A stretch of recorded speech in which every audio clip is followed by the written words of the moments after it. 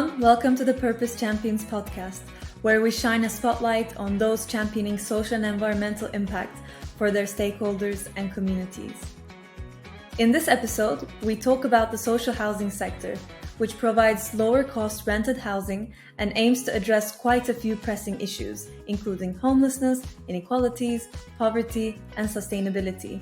However, research recently conducted by Social Housing Magazine in partnership with global accountancy firm Mazars revealed that nearly 90% of organizations believe that the sector is not doing enough when it comes to demonstrating social value. So today we're speaking with Jake Boomhauer, who works in central government as a policy lead for modern methods of construction. He works across government and alongside stakeholders in the built environment to take forward objectives and policy. Jake is also a board member at Orbit Housing Group, and he was recently appointed as the Housing and Communities Advisor to Goodsted.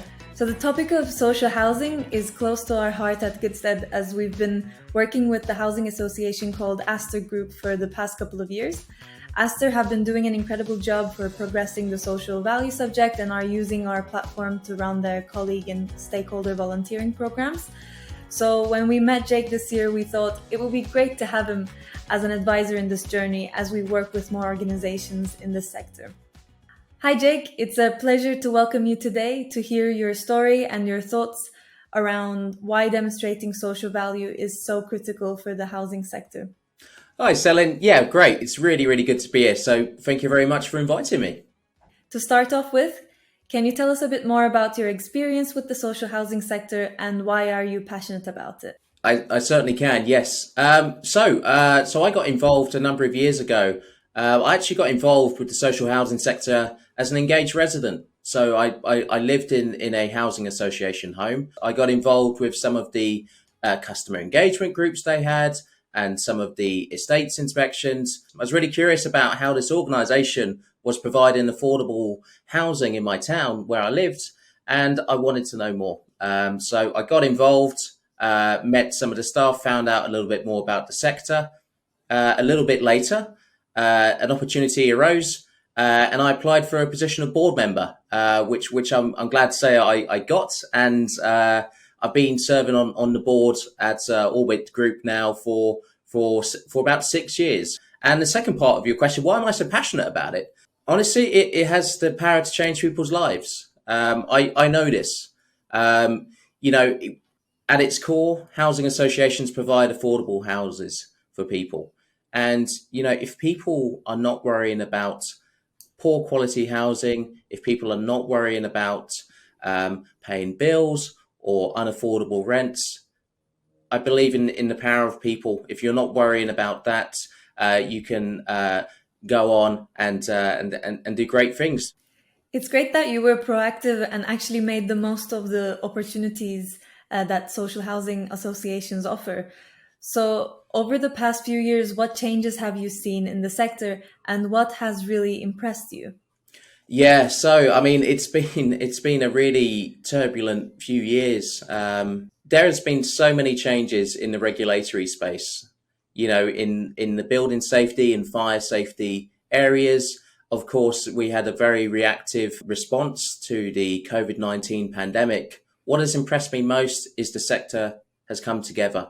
And, Selin, when I'm talking about the sector, I'm talking about 1,700 different housing associations. What has impressed me most is them coming together and addressing the challenge head on. So when it's about building safety, it's about informing the right people and sharing best practice, lobbying, and working out how we can keep customers safe and feeling safe. The next challenge is just around the corner. I mean, we are in at the moment a cost of living crisis, and the cost of living is set to increase over the next few months. That is another challenge which I'm certain the housing association sector will rise to. It is really incredible how the sector was able to collaborate effectively in that scale to support their customers. And you're right, hopefully this will continue. So my next question is, do you think there are some areas in which the sector can still improve on? Yeah, good question. Where can they improve? I think what I'd like to see is a little bit more diversity in the boardroom. There has been a lot said, and I think it has improved. But for me, I don't think that has moved quick enough. I mean, there's a number of benefits to having diversity of thought, skills, experience, and background around the boardroom. If we really want to be representative of the communities that we serve, the board, the organisation should be representative. But that's not to say that it hasn't improved.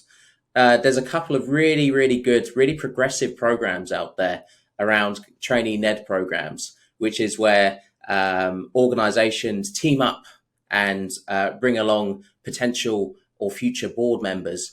And they train them in a safe area where they can ask questions. They give them technical training, sector training. That's great. And, that can help build a pipeline. I mean, there's a lot of benefits which can be had from having a diverse and inclusive board. And that is the one area that I would like to see more of.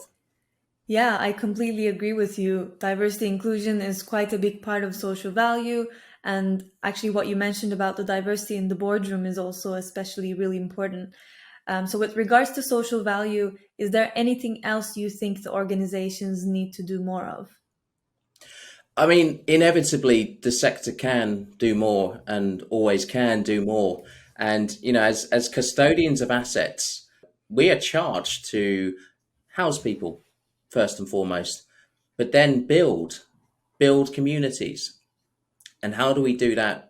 Well, one way is through social value. There's many things we can measure, Selin. Many things many metrics we can get. But due to the kind of qualitative essence of some of the things we're talking about, it's not always possible to measure everything. And certainly, if there's kind of secondary and tertiary effects, that can be really hard to quantify. But again, as registered social landlords, just because we can't measure something doesn't mean that we shouldn't do it.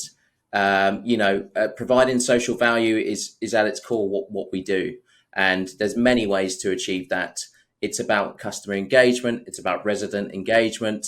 And when we talk about social value, one of the ways I've seen it is through providing opportunities to volunteer.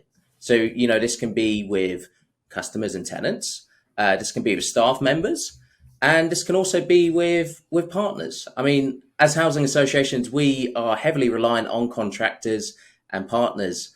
And, through a couple of changes, through perhaps looking at a social value procurement framework where a contract is let out, it can be measured and scored. One of the measures we want to be looking at is what social value will that provider supply if they're awarded.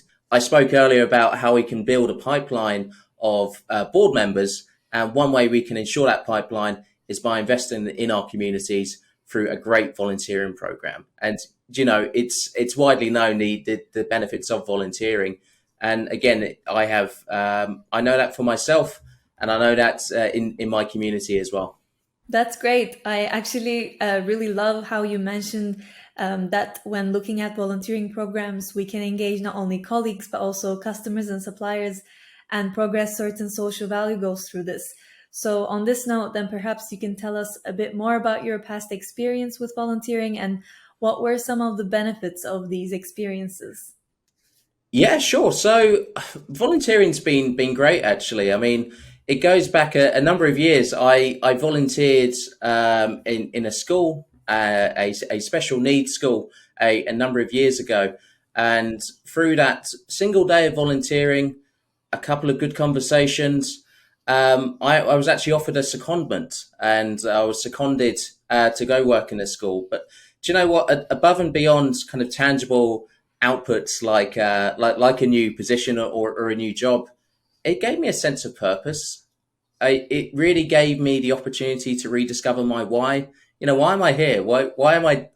What is my purpose? And through working in a school, and then through working and volunteering as a secretary for a charity forum at work, it's great. It's so rewarding. I met some brilliant people.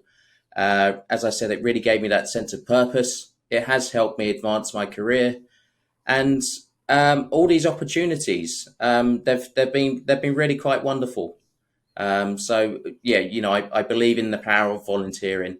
And as I said, I got into the sector through being an engaged resident and volunteering my time there. And from there, it's come into a wonderful career.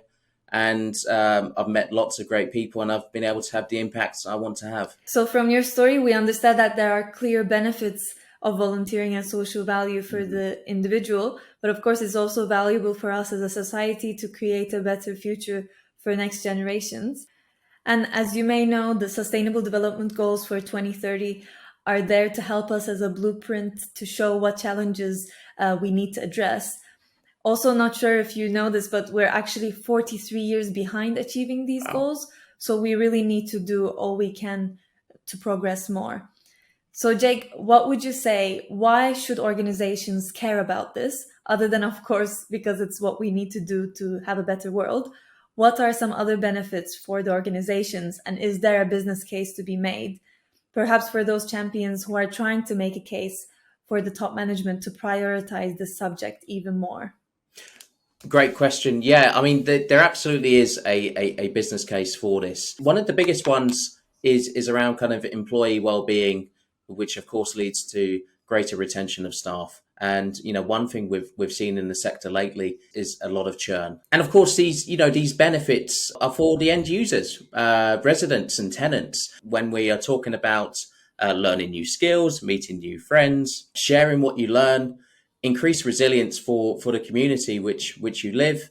And I talked earlier about the potential kind of job prospects as well. You can learn new skills, share your skills, meet new people, and increased community engagement is a wonderful thing. When we're talking about suppliers in the housing association sector, we're heavily reliant on contractors. Engaging the entire supply chain can have huge benefits for the sector as a whole.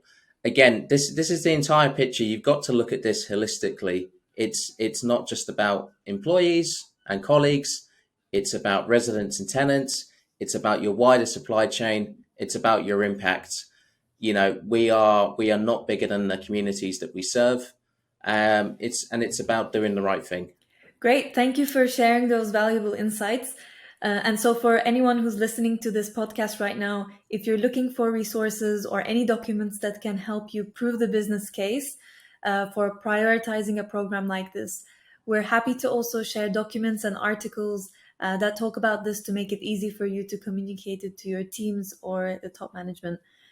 So Jake, on that note, what advice would you give to housing associations who may be early in their journey with social value and volunteering programs? I would say probably the best thing you could do if you're early on in your journey with this is reach out to the many organisations who have already taken many steps into this. The National Housing Federation has some good documents and guidance and best practice on this. And of course, I would be remiss not to talk about HACT, who you should certainly look up in terms of kind of measuring social value and various methodologies.